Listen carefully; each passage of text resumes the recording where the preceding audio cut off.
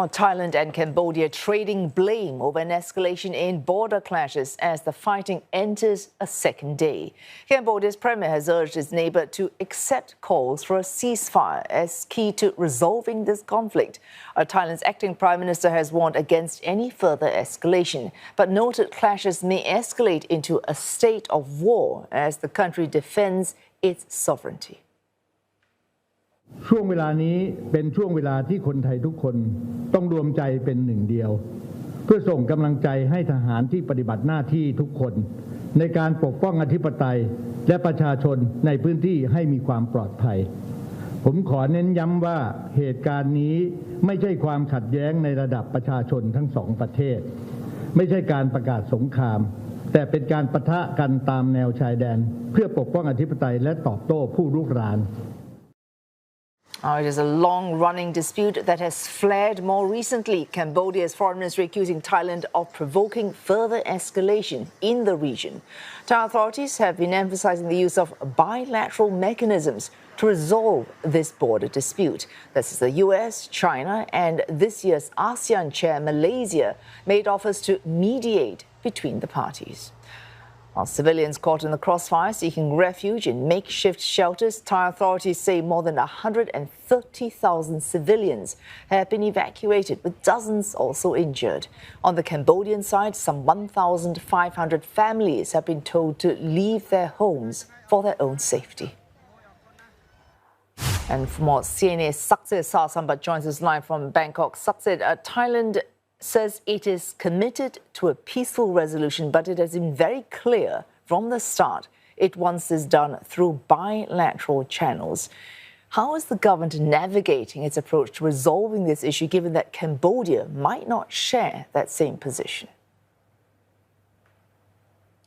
Indeed, it's a very difficult path to navigate for both countries, especially since there's so much on the opposite of their idea about how to resolve this diplomatically, and especially since both countries have expelled their ambassadors from their respective countries in the run-up of these clashes on Wednesday evening.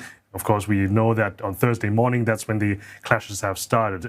In that sense, we also understand that, given the history of both countries and also given Thailand's past diplomatic history, that they are avoiding an internationalization of its conflicts, while Cambodia is actually actively seeking those international bodies, for example, the International Courts of Justice, that they have been petitioning them, asking to rule where the border is actually going, while Thailand rather wants to do this thing bilaterally. And to hear more about that, we have talked to the spokesperson of the Thai Foreign Ministry earlier today. In an interview with CNA, he had this to say.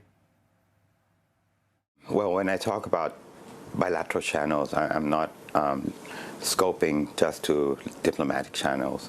I'm talking about there are provincial channels as well. However, the recall of our ambassadors, we still have diplomatic staff at our embassy in Phnom Penh who has been instructed to be open to any request from the Cambodian side, if they so wish to have any negotiations or talks with us.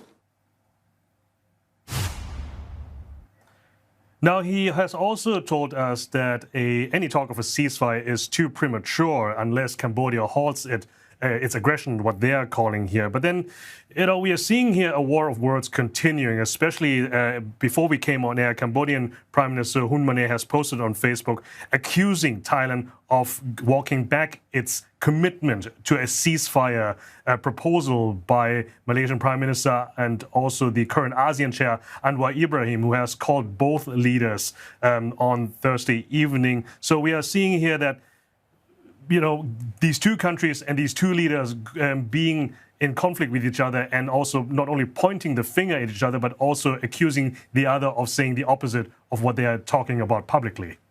Well, Saksith, even as they are pointing fingers at each other and carrying out, as you mentioned, this war of words, the people who suffer are the people on the ground. So from the Cambodian side, fewer details, but at least we do know 1,500 families being forced to flee. From Thailand, more details, 130,000 civilians evacuated in just these last few days. So a great the hardship is being borne by civilians on the ground, especially those close to the border.